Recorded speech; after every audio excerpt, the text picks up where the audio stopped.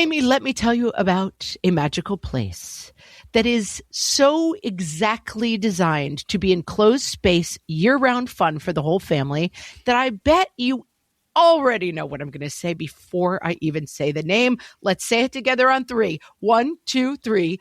Great Wolf Lodge. You got it, Amy. My kids loved Great Wolf Lodge when we went. You probably already know that it has a huge indoor water park with a wave pool, lazy river, a bunch of massive water slides. But then your pack can hit the other attractions because wait, there's more. Great Wolf Lodge has adventure-packed attractions like Magi Quest, a live-action game kids can play throughout the lodge, plus the Northern Lights Arcade. Spent some quality time there, so your kid who loves the lazy river and your kid who loves fantasy games will both have a great time. Great Wolf Lodge also offers great dining options and complimentary daily events like nightly dance parties, all under one roof. Unpack the car once and you're settled in to have fun. And with 22 lodges across the country, you're always a short drive away from adventure.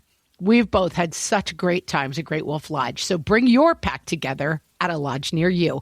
Learn more at greatwolf.com and strengthen the pack. Hey, everybody. Welcome to Fresh Take from What Fresh Hell, Laughing in the Face of Motherhood. This is Amy. Today, I am talking to Rebecca Bloom. She is a women's health, workplace, and benefits advocate, a storytelling coach, editor, and content strategist. A former workplace and benefits attorney, Rebecca advocates for women coast to coast, in particular with Bay Area Cancer Connections, where she has served as a healthcare advocate, insurance, and workplace advisor for women fighting breast and ovarian cancer for over 26 years. Today, we'll be talking about Rebecca's new book, When Women Get Sick, an empowering approach for getting the support you need. Welcome, Rebecca. Thank you so much, Amy. I'm so happy to be here. So let's start with your path to becoming a healthcare advocate, which started, I believe, after taking care of your mother during her illness and what you learned during that process. So tell us about that. Yeah, definitely. So this turned out to be both professional and personal. It was just a mashup, right? I had this esoteric legal background where I developed these kind of ninja skills, employee benefits, health insurance, HR, compensation, workplace stuff. And then I moved to California from New York, and my mom was diagnosed with breast cancer. And she had it all. She had my dad, the greatest guy who was a lawyer. He had health insurance. He had a great job. And it was still a maze to get everything together. Second opinions. What decisions do I make? How do I make them? Who do I talk to? How do I get this done? So I went back to California and I met with the executive director of Bay Area Cancer Connections after that experience. And I said, hey, if this could happen to my mom, could I help your clients? And really, the woman laughed because she said, it's not often that somebody with that specific background like that, I mean, it's less than 1% of any big law firm learning that stuff. And so she said, yeah, let's do it. Let's figure out how to bring you to all the people in our community and see what you can do for them. And then 5 years later, my sister was diagnosed. So I became super high risk. I had been medium high risk then. And so I had my own journey of dealing with that and navigating that. I also have 2 daughters who are now in their 20s, almost 31 of them. And so this just became so personal. It was about passion and it was about professionalism all mashed together. Let's talk a little bit about the healthcare system. For anybody who hasn't actually gone through cancer or helping somebody with cancer or just any kind of severe illness, that the healthcare system is designed to confound, right? So let's set the table a little bit for what's wrong with our healthcare system as it currently exists. Yes, it is designed to confound. That was a really great phrase. It's designed to confound. It's designed to instill fear. It creates debt. It creates extra layers of complexity that really have nothing to do with healing. And that's exactly why I do this work, because I'm not a doctor. That whole world is its own thing and it's complicated. But what I have found is there are so many junctures where you could actually have the right conversation or create the right relationship to make those confounding moments better. And that's exactly why I wrote this book, because I've helped thousands of women at Bay Area Cancer Connections and also in New York, because I'm sort of back and forth all the time. And I thought to myself, what could I do to amplify this so that more people could understand these things? They're not secrets exactly, but they are useful techniques for moving the ball, smoothing the path, filling the potholes, seeing what could happen before it happens, anticipating it, setting yourself up for the better. So that's why I did this. But I want to talk specifically, if you don't mind, for a second about why our system is particularly challenging for women. I do, because you say in the book, could this book be for a man and a boy? And is it useful? Yes, but this is a book for women. So why is that? Yeah. So here's the thing about it. Women have been under-researched endemically. Like before, I think it was 1995 or 1997, women weren't even in part of research and clinical trials. How nuts is that when you think about it? Think about how that carries forward. An example would be the female heart attack. Right. Which manifests completely differently. Completely differently. And it's still called atypical. Right. Like if you walk in and you're not clutching your chest, they don't think, oh, could this be a heart attack? Because that's the typical symptom, but it's not as typical for women. You know, my daughters always laugh with me. If I'm sweating or I'm fatigued or I have weird pain, they're like, Mom, is this a female heart attack? You know?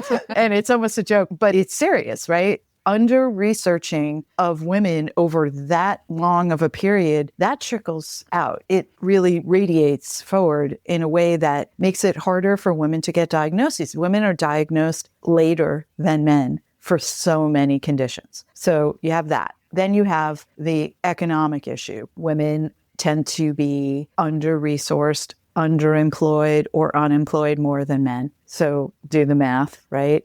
Then you have the hysteria problem. I don't know if you've ever read Dr. Elizabeth Cohen's book, All in Her Head. I think I have read that. I'm certainly familiar with the idea that women are much more likely to experience chronic pain. That's right. And things that we call syndromes because they don't have a blood test or a definitive thing. Those sorts of things are much more likely to be experienced by women, and they're misunderstood and underdiagnosed. True, but they're also treated like they're hysterical and get dismissed. Like and that's literally... Your anxiety is making you think you have POTS. Right. Yeah. Right. I have read I help so many women. Some of them show me their electronic health records. I've read the notes. Doctors say things about women that they might not even say about men sometimes. They talk about their reactivity in a certain way that is coded. It is. So there's that. There's the hysteria. There's also just the dismissal of women's pain that you just mentioned, right? Did you ever have occasion to listen to the podcast called The Retrievals? I sure did. And you mentioned it in the book. I'll put the link in the show notes because everybody should listen to this podcast. But tell us a little bit about the case that was uncovered. You know, this is at Yale New Haven Hospital, and it's a story around women who are there for reproductive endocrinology, right? So it's mostly IVF and things like that. And there was a nurse who had an addiction problem who was stealing the fentanyl and replacing it with saline. And these women were not getting their fentanyl when they were having their egg retrievals. And they were complaining about their pain. And people were dismissing it like, oh, no, you just feel pressure from this, but that's it. I mean, I don't know what, and this went on and on. They were getting salt water instead of fentanyl for correct. Something that would be extremely painful. Right. They were telling the truth. Right. I mean, it was like a crazy scientific experiment. Like you back out the pain relief and you see what happens. And that's what the retrieval showed. It saw what happened. And in that case, as I recall, what finally cracked the case was not 6, 8, 10 women all expressing the exact same, I'm feeling excruciating pain in the same place. It was instead somebody being like, what are all these empty bottles of fentanyl? Like they found the physical proof that the nurse was doing it. And they're like, gee, I guess people have been mentioning that it feels like they're not getting any pain relief. That's when it was all put together. Exactly. And that was incredible journalism, the way that was all put together and that was presented to people. It was a New York Times podcast. So excellent. So that sounded pretty familiar to me. But you also I wanted to talk about how women are more likely to be uninsured or underinsured and how that can happen. So it happens a lot of ways. First of all, just economically, more women are in low-wage jobs or underemployed, so they won't have employer-provided insurance in those situations. Also, those jobs are less stable. So even if they do have the insurance, they could lose it more easily. That's one piece of it. Another piece is divorce. Nobody talks about this, but when a divorce happens, the rules say, hey, the spouse who is no longer married to the other spouse has to get kicked off. I have a story in my book about a woman who, it was a good divorce. They really tried hard to be humane and treat each other right. But when push came to shove and the I's were dotted and the T's were crossed, one of the spouses had to lose the coverage. And then she got sick. And her whole family, her children and her ex-spouse were covered at the good medical system. And she found herself not able to access that care. Stuff like that happens all the time. And you talk in the book, too, about how comprehensive healthcare, good healthcare, you call it table stakes. Like, it's absolutely crucial. And I remember being a young woman just out of college, living on my own, my dad telling me I had to get health insurance. And I was like, I have to pay my rent. I don't have money for health insurance. And I think that decision can sort of play out, right? I have kids to worry about, and my health care comes after these 10 other things. Definitely. And Amy, I'm so glad you brought that up, because this is one of the things, this is the oxygen mask thing. You really do need to put your oxygen mask on first. And women, particularly mothers, are conditioned to put everybody else first. Mm-hmm. There's a real tension there. Like you said, you go, I have to pay my rent. I have to do this. Well, let's amp that up. I have to feed my kids. I have to pay for ballet lessons, whatever it is, right? These things that you want to give your children, they can sometimes get in the way of you having what you need. Those table stakes, like I call them. Yeah. And then there's as if we need more problems, we need the reproductive health rights of women are under attack in the United States. You're getting different care depending on what state you live in. No question about it. And women's lives are endangered by that. That's another reason that I wrote this book. It wasn't in there, but I'll give it to you. I went to an event in Brooklyn called the Brooklyn Night of Ideas. I think it was 2023. And there was a woman speaking there. Her name is Catherine Colbert, and she is really just a rock star lawyer in reproductive rights. And she wrote a book called Controlling Women. And it was before Roe was reversed. But anybody that was paying a speck of attention knew that that was coming. Mm-hmm. And the book was so interesting to me, and I met her and had a conversation with her, because the book basically says, okay, we lost in the courts. We've got to find other ways. And she's got a list of ways in this book. And, I went right up to her and fangirled her and wanted her to sign my book. And I said, Catherine, may I call you that? And then I said, what can I do? What can I do? Right. So she said, well, who are you and what do you do already? So I told her who I was and what I do already. And she said, double down. Get the message out. You know how to help women in the workplace and the health space. Those are two huge arenas where differences can be made. Get out there, talk to people, write a book. Do you know how to write a book? Sounds like you do. Do that. Get an agent, go. And that was really one of the reasons that I did this too. I'm happy helping women in this bespoke one-on-one way. It's satisfying. But when she said that to me, I thought, wow, she's right. I've got to do more. And that's why I did this. Okay, so we've set the table for the problem and why it's a particular problem when women get sick. But this book is not just about, here's all the reasons why this is a problem. It's about what happens next. So we're going to take a break. I'll come back. We're talking to Rebecca Bloom. Her new book is called When Women Get Sick. Hellions, it's time for some spring cleaning, and I don't just mean the coat closets. Doing your financial spring cleaning can actually be super easy when you let Monarch do your financial spring cleaning for you. One dashboard that gets your entire financial life organized. No more clutter, no more mess, no more logins scattered everywhere, just accounts, investments, property, and more, all in one place. Get your first year of Monarch for half off, just $50 with promo code FRESH. Monarch allows you to look not only at what you've already spent, but also to plan for the future. With Monarch, you can set savings goals, plan for big purchases, and notice spending trends before they become a problem. I can generate cash flow reports that show me what we spent this quarter, this month, what we're probably going to spend next month, and feel prepared, organized, and knowing how to plan for the future. No more surprises and a lot more clarity. Try Monarch. Use code FRESH at monarch.com to get your first year half off at just $50. That's 50% off your first year at monarch.com with code FRESH.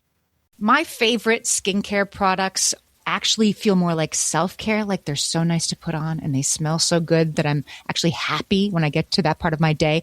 And I swear that is how I feel about Osea's anti-aging body balm. Amy, you are usually the lotions and potions queen on this podcast, but I have to say, hard agree. Osea's anti-aging body balm is a liquid silk body balm that combines the lasting hydration of a lotion with the firming power of a serum, leaving skin smoother and firmer. This body balm is clinically tested and designed to deliver visible results you can see and feel. So we've gotten to use this product for a couple of months now, and I swear I have really noticed firmer and smoother skin, like on the back of my hands. It's like getting a mini spa treatment from head to toe. Get a spring-worthy glow with clean, clinically tested skincare from Osea. And right now, we have a special discount just for our listeners. Get 10% off your first order site-wide with code FRESH at OseaMalibu.com. That's 10% off your first order with code FRESH at OSEAMalibu.com. Amy, when I'm having a good hair day, it usually makes my whole day better. And that's why on every day, I'm taking Nutrafol. Nutrafol is the #1 dermatologist-recommended hair growth supplement brand. And it's the #1 hair growth supplement brand personally used by dermatologists. Nutrafol's hair growth supplements are peer-reviewed, NSF certified for sport, and clinically tested. Nutrafol offers multiple formulas for men and women tailored to different life stages and lifestyle factors, so you get support that's actually right for you. Adding Nutrafol to your daily routine is easy. Order online, no prescription needed, with automated deliveries and free shipping to keep you on track. Let your hair be one less thing to worry about. See visibly thicker, stronger, faster-growing hair in 3 to 6 months with Nutrafol. For a limited time, Nutrafol is offering our listeners $10 off your first month subscription and free shipping when you visit Nutrafol.com and enter promo code LAUGHING. That's Nutrafol.com, spelled Nutrafol.com, promo code LAUGHING. Okay, so this book it's a path forward. Having been in this position of having to I was managing somebody else's illness, but still I don't know what I'm doing. This is a template. This is a path. There's a very clear thing here. And you say that when women get sick, they don't need an overstuffed freezer of lasagna. They actually need something else. So talk about that. Yeah. No hate to lasagna. Right. I mean, that's nice too. That's nice too. But I think our knee-jerk default is, how do I help somebody? Oh, let me bring food. And that is great.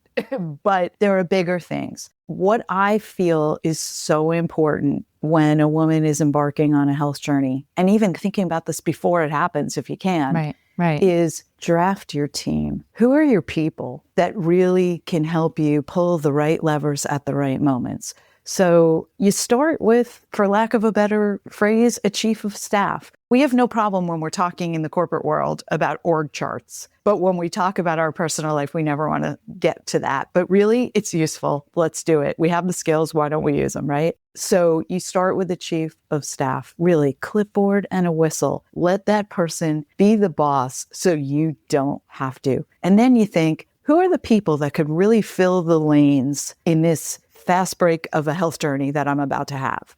Mm-hmm. Right? So that would be, let's say you have a neighbor who happens to be a lawyer. This is a person who can write all your appeals, do all your talking to this system and that system, and why isn't this covered? Let them help you. It's basically plumbing, and they're plumbers. Let them do it, right? Right. You have a friend who is an accountant or a project manager. Let them spreadsheet for you so you don't have to. So you make sure you don't miss something. You don't miss a deadline. You don't miss a renewal of this coverage or a date for an appeal of something that didn't get paid that should have gotten paid. Mm-hmm. These are all things you can offload to your team once you have a team. Let's talk about who that chief of staff should and shouldn't be. Presumably, I'm thinking when my kid got sick, of course, I'm the chief of staff. I'm the mom, right? And that if I got sick, I am married, so my spouse could be my chief of staff, but is that the right decision or not always? Or I would say not always. If that person is super type A and needs this thing to focus on, then that might be the right answer for that person emotionally. Right. But that person is also a caregiver, and we need to make space for what that feels like. Caregivers need help too. They need support too. Again, if it's one of those control freaky type A personalities, they may feel like driving is what they need to do. That's probably right? me. Yes. Right. Right. And so let's be honest about that. There are people who that is their emotional need, but there are other people who can step in and give that person some space and some help so that they can take care of their own needs. That person needs to take walks. That person needs to be with the dog. You know, that person needs to do their own meditating and maybe therapy and whatever they need to get through this, because this is scary and hard. Mm-hmm. And putting a buffer around the patient, the person themselves that are at the center of this. Yes. You were talking about doctor's appointments as something that the chief of staff can be there listening, because you can't listen when it's yourself or even your spouse. You can't, like, it's so hard. You've got your senses working overtime. You're in a heightened emotional state. So bringing in a third or a second, right, whatever we want to call it, is such a useful, helpful thing to do. And I'll add to that, the electronic health records, don't read them yourself. And maybe your spouse isn't the right person to read them either, for all of those reasons. You get test results before you hear from the doctor. That's right. And that is a tough thing. If I had $1 for every person that was Googling a term they didn't know that they just read on their scan, for example, and possibly getting emotionally activated unnecessarily, I'd be a major philanthropist. Although I've been this chief of staff person, and I circled that in the book when you said sometimes you're seeing results on the portal and it's the next day before the doctor calls or comes into the hospital room or whatever. You're seeing it as a chief of staff, and they do kind of, in my case, they outsourced to me. So you saw that. So you're going to have to talk to your loved one now. I'm like, I'm not a counselor or an oncologist or anything else. I mean, like, you go do it. You go find them this specialist and that specialist. Right. And I didn't feel capable either, but at least it wasn't me or my spouse as the patient. I was one step removed. Exactly. Going back to that building your team concept, if you have a friend who's a doctor and they're willing to read that stuff for you at 7:00 at night, that's a great get for your team. And usually they are, because this is what they do all day. It's not hard for them in the way that is hard for you. So that's another thing to consider too. You talk about preempting this. I think I have this right, that you're the sick person, that you go to somebody like the doctor who lives across the street and have the conversation before the specific ask. Will you be on my team? So tell us how that might go. Yeah. So this goes under the heading of proactivity. People say to me all the time, how am I supposed to be proactive about getting sick when I don't know I'm going to get sick till I get sick? Right. Right. And I get it. Okay. Now, when you get to being, I realize now I'm on a journey, but you don't really have the specifics yet, let's say.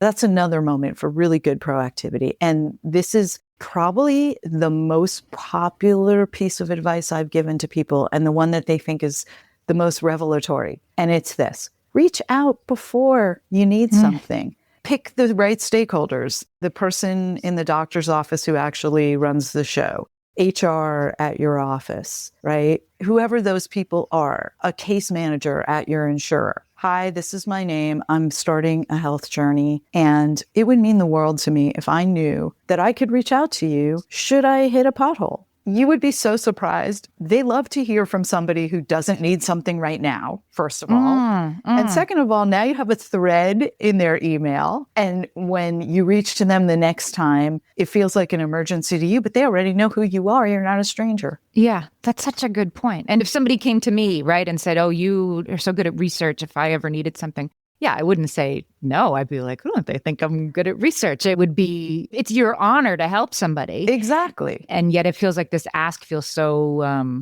huge. Yeah. And it's also not a hot moment if you do it that way. And that makes a difference too, I think. How do you know if you're this person? I'm thinking about, like, I had another loved one who got sick. And I mean, I am chief of staff, right? That's anybody who listens to this podcast would like, that you just would get Amy to do it. So I had a loved one who got sick, and I immediately was like, well, that's it. You're going to move in with me, and my loved one was like, thank you, but I actually have somebody else. And they did, and it worked, and it was fine. But is there ever a situation where you have to sort of manage hurt feelings over, but I'm your sister, I'm supposed to be running this for you? There is, and I think that's such a great question. Wow, that's one I haven't gotten before, but it's a really excellent question. if you're the helper, remember that it isn't about you and take ego out of it. But if you were the sick person, I think I have to give you permission to do what works and not worry so much about that stuff. At this moment in your life, you got to do what works. You got to make the best choices you can make. And later on down the line, if you want to have that conversation where you go, listen, I'm sorry, or I wish I could have leveraged what you offered more, but I really appreciate it. Okay, great. Yeah. But in the moment, do what works and forgive yourself for that in advance. That makes sense. And there's always something you can, in the case I'm thinking about that I was chief of staff of something that was happening. I had somebody who really wanted to significantly contribute, but she lived pretty far away. And so she became the, as you say, the like email untangler, claim rejected person. Yeah. And that's a great job. I mean, at least I like that job. Maybe not everybody does. You can do it at 2 a.m. You can do it in California, and it's very, very important. There's another job that's like that too. Just could you be in charge of all the paperwork? Even if it isn't an appeal, could you just really just get a hole puncher and a notebook and put all my explanation of benefits things in there so that I have them all in one place? I can't deal with this. You know? Yeah. Yeah, get that scrapbooking friend to be right to be in charge of that. Right. Let's get nitty gritty. You talk about how we can be proactive about this for ourselves by actually reading the employee handbook and the things that we think we're not going to need, but then when we need them, we really need them. What are the things we can do as women to take charge of the protections that we're entitled to? Okay, so I love that you backed up to the proactivity before you get sick stuff, because I think that's important. And I told you, like, people always say to me, I don't know what you mean by that. Right. Like, I have breast cancer and my head's spinning. All right, well, that might be you someday. Here's what we're going to do today about that. So my very first legal job, I was writing summary plan descriptions. Summary plan descriptions are, by law, ERISA says you have to give them to anybody who's covered. And what they really are is plain English descriptions of what a plan covers. And that was actually a good way for me to learn this esoteric stuff, because it's really hard to boil down into plain language. But those resources are so much more available than people realize. And so I think it's important anytime, whether you have an employment relationship or not, I think it's really important to take stock of what your benefits and coverages are. And know that the way you would know, where's the deed to my house? Or what benefits does this credit card give me? Like, can I return that thing I bought even outside of warranty because I have this credit card? Know your rights is really what I'm saying. Know your benefits, know what's available to you in advance so you don't have to panic when and if you need to access them. You also talk about the female tendency to not want to take advantage, right? So to take things about, again, going to my own life. I had a job, I lost it. I was eligible for unemployment insurance. Well, but I don't want to I don't need that. You're entitled to that. You paid into that while you were employed. These same things, when you get sick or your partner gets sick, you're entitled to family medical leave. If you don't already know how many weeks, go find out and then take it. You're not asking for favors for people. This is what you're legally entitled to. Are women sometimes more likely to be shy about that, do you think? They definitely are. I don't know why using your benefits leads to shame and guilt. But it does with women often. And I have to remind people, you paid into these systems. You worked for these things. These things are part of your compensation or even your partner's compensation. What's the difference, right? Right. They are part of the safety net. Now, of course, our safety net is imperfect. And yes, it's complicated as to which things are provided by the government and which things are provided by employers. Okay, that's right. It's complicated. It's a messy mix. But that doesn't mean that you haven't earned it. It isn't charity. By no means is any of this charity. And it is, look, nobody wants to be told, for example, that they're on disability. Internalizing that feeling, it's not a good feeling. But I try to say to people, stop thinking about the emotions of that and the definitional aspects of what it means, and try thinking about the fact that this is something that you paid into a system to be able to take advantage of. So you should take advantage of it. I'm talking to Rebecca Bloom. Her new book is called When Women Get Sick, and we'll be right back. You know that thing where you get an amazing pair of shoes at a really great price and want to tell everyone about it? Yeah, so do we. Here at Designer Shoe Warehouse, we'll give you something to brag about, like the latest styles from brands you love, or the trends everyone's obsessing over, or shoes that make you feel like, well, you. So go ahead, show off a little. Find shoes that get you at prices that get your budget. Head to your DSW store or DSW.com today. DSW, let us surprise you. All my kids learned to swim when they were little. It was super important to me that they be confident and safe in the water. There was only one problem with that: taking them to swim lessons. I mean, the pools were freezing. There were always cranky adults doing laps right there. And it was definitely not, for any of us, what you would call fun. Amy, heard. But now there's Goldfish Swim School. Goldfish takes a really thoughtful approach to swim lessons, combining research-based teaching with a warm, kid-friendly environment that actually helps kids thrive in the water. Every detail at Goldfish is thoughtfully designed to create a golden experience, from shiver-free, warm indoor pools to comfy waiting areas for parents to professionally trained lifeguards on deck. Goldfish uses an approach called the science of swim play, which combines guided play with proven teaching techniques to help kids learn to swim, build water safety skills, and gain confidence, all at their own pace.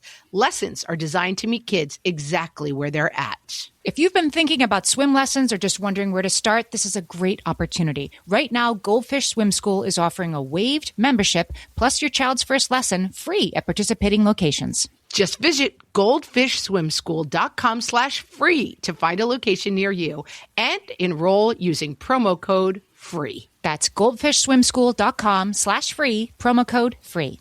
Let's talk about, I think it was somebody that you interviewed had about creating circles of goodness. That's what we need to do as women. Tell us about that.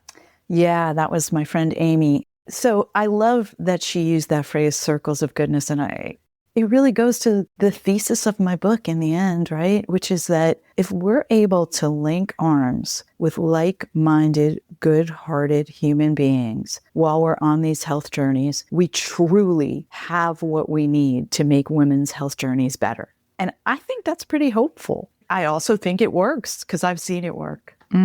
What does it mean? What does it mean to be in a circle of goodness? It means to surround yourself with people who care, who are willing to put themselves out to make what you're going through less painful, less lonely, less scary, all of those things. And again, we have this world that we live in with all these systems in place. Our healthcare system was not built for women. It doesn't prioritize women's wellness. These are truths. I don't think anybody would argue with that. But what we do have is, if we tap into our sense of community, our sense of compassion, and our practical abilities that we have as part of the body politic of communities that we're already part of, it is incredible how much better we can make all of this inside of a system superimposed not to work so well. When I had this health emergency in my own life, the people who showed up for the circle of goodness, I had not prepared. I had not, said to my chief of staff and my friends ahead of time, will you please help? And yet they appeared. They appeared in my life because that's how women are. Yes. And I think part of it too is accepting the help that's offered. I basically had an acquaintance who does this kind of work, who was a healthcare advocate. I knew that a little bit. And she showed up. She said, I heard you're going through this. I'd like to help you.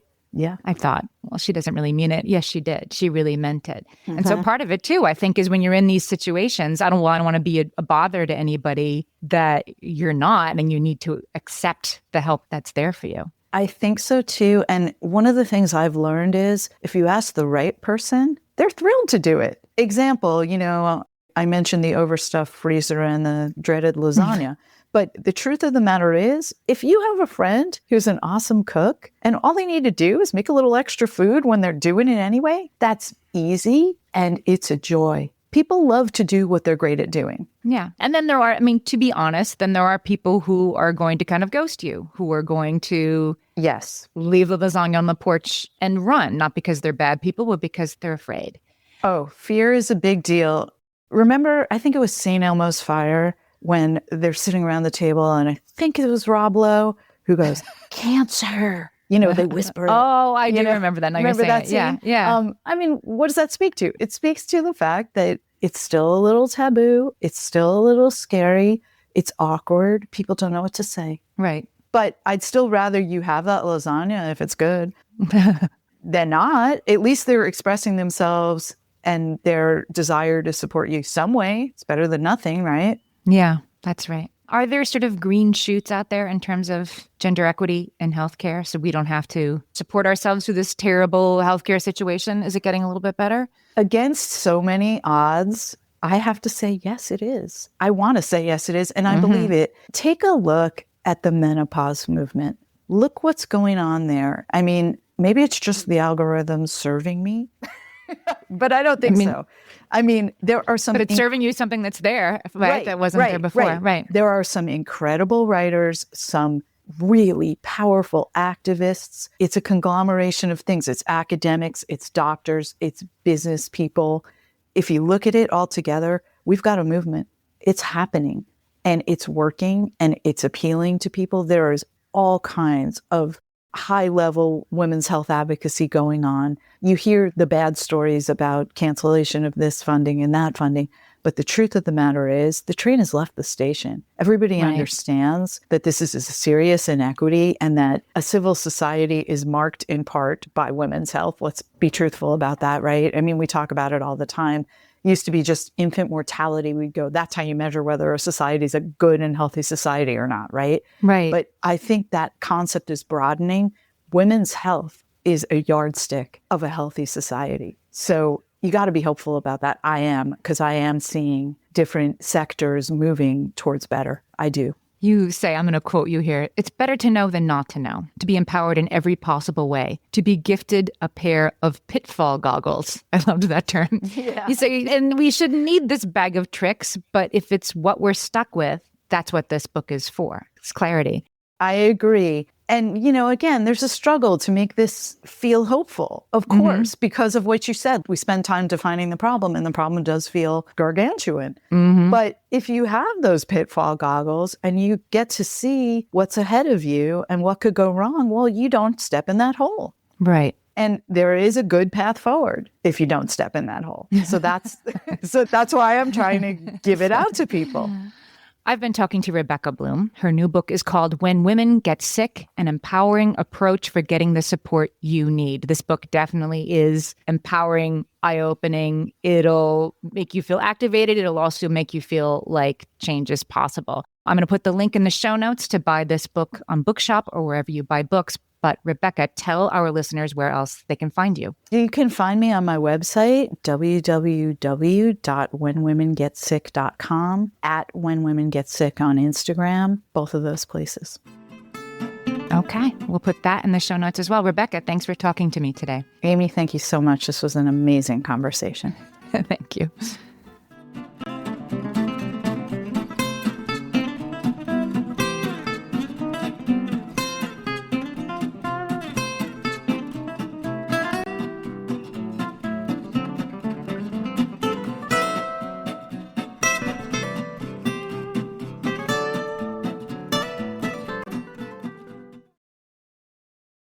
Ryan Reynolds here from Mint Mobile with a message for everyone paying big wireless way too much. Please, for the love of everything good in this world, stop. With Mint, you can get premium wireless for just $15 a month. Of course, if you enjoy overpaying, no judgments, but that's weird. Okay, one judgment. Anyway, give it a try at mintmobile.com/switch. Upfront payment of $45 for 3-month plan, equivalent to $15 per month required. Intro rate first 3 months only, then full price plan options available. Taxes and fees extra. See full terms at mintmobile.com.